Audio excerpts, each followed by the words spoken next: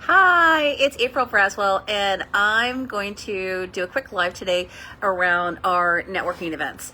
And in particular, I focus on empowering leaders, both in Toastmasters and my coaching clients, in terms of expanding your influence. Now, one of the fastest ways to expand your influence is to weekly, some of us do it a little more often than that, but at least weekly, to expand your network by expanding your influence. So with that, how do you get started? The number one thing to do is to decide, number one, how many people each week do you need to be meeting? Now, how on earth do you decide that? The first factor for determining how many new people you need to meet each week, you need to know your numbers. I'm going to give you an example because it's one that is, I used to be in corporate sales in Silicon Valley, in both some corporate places we won't name, as well as some venture capital startups. And we always needed to have a certain number of new people. Typically it was something like 200 or so when we got started, and then often something like 100 a week or 100 every 2 weeks, something like that. Now, the thing about having that number, don't think, oh my God, 100 people. Breathe. Just write that down and go put it aside just for a little bit there, is write that down and then know your numbers. For me, typically it's I need 100 in order to reach out to those people and have probably around 30 to 45 or so of them say yes to whatever it is that I'm inviting them to. And hopefully I've done some warm up between that meeting them and inviting them to something, that in order for me to have those 35 to 40 or so that saying yes, I need to have 100 new people a week. Now, trust me, between that 100 and the 30 or so who are saying yes, I've done some connecting, maybe there was a coffee, some connection in between. Ideally, at the event itself, I did some very good quality networking.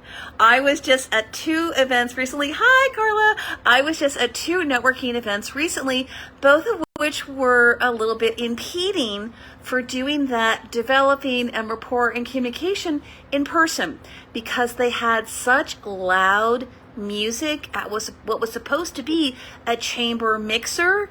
The very point of the event, which was for mixing, was counteracted by the sound of the music. Know that about certain events when you're making your schedule. So back to my numbers. I need that 100. I'm aiming to connect. When I have those 30 or so, I'll say 30 to 45 who say yes, it's not that, oh my God, all those 30 and 45 people are immediately going to say yes to the next thing. In order to have them show up, I need to do some additional connection and follow-up time. And maybe out of that 30 to 45, maybe it's closer to about 25-ish, más o menos, who actually show up. Know your numbers. And then the second thing around that is, then once I have that number, oh my goodness, I'm aiming for 100, and I want the in-person ones. We do a lot in social media. I want things right now because the world is reopened and I am aiming to be in person. And a lot of my things that I have to offer are so much better communicated in person. I want them to feel it. I want them to touch it. I want them to experience it and get a hug from me, that I want to attend networking things in person here locally. You're going to hear a big tidbit on that in just a second. With that, how do you do that? To make a plan.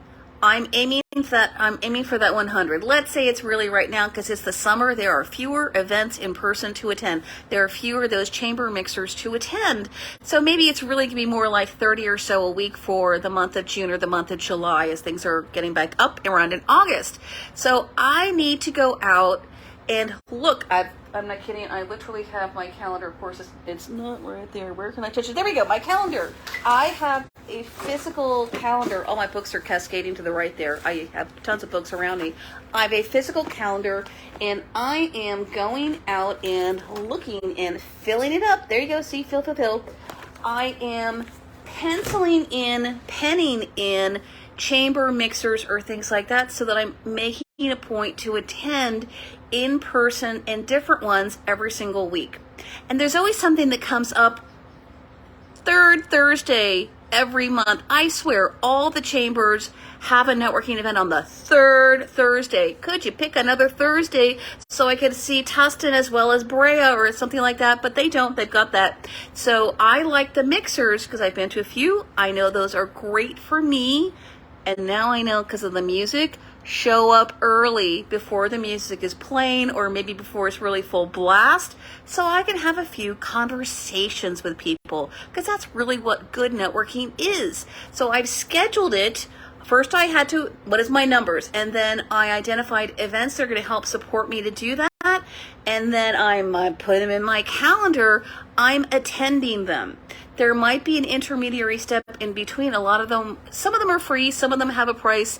I like the ones that are around 20 to 25 right now, unless, hi, thanks for the love, unless it's someone or an event where I really know it's going to be amazing for me, and then I'll invest a little bit more, but I'm not dropping 45 bucks on something when I don't know yet. 25 is kind of my price point when I'm just getting acquainted, and then pre-register. Even if it's free, a lot of them have a pre-registration link. Go through, go do that. You'll often get added to, not always, the chamber's email, their newsletter. You can always unsubscribe if it gets to be a little too many. And that way I have my e-ticket, I'm pre-registered. If there was a fee, I've already paid it. All of that, I've got it ready in my phone. The day of, I gotta let you know this because a couple of you have seen some of my outfits. It sounds so funny to say that you've seen some of my outfits, and there it is actually in my profile photograph I'm dressed casually today. This is like normal life, April in the summertime.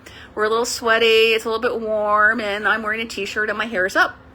But when I'm going to an event, this is not how I dress. I am dressing for impact and influence. So I'm making a statement in my appearance. And those of you who know me right now, there are two tops that I'm going to be wearing. One of them is red, one of them is black, but they are both sequins. So it's really fun to do later after the event. And ideally, I got their cell phone number. So I'd send them a text message and I'm like, and Carla was just watching. I'll say something like, hi, Carla, in my text. I'll say, hi, Carla. This is April Braswell, the Caucasian lady with the silver hair in the red or black sequin top. Oh yeah, they remember me. Did this text message come through to you okay? Yes, it did. I'm looking for some kind of response. You're not doing your full thing of like, hey, let's get together for coffee, become best buddies and all that, and your very first message. We're aiming to connect. Those are just a few of my wonderful tips for getting started with your plan for expanding your impact. And to let you know, I put the feet to what I'm talking about tomorrow. There is a rather large event in San Bernardino, and those of you who don't live in Southern California, I'm here in Orange County. San Bernardino is about an hour away. God bless God. I hope traffic and the commute in the morning. It starts at 7 a.m.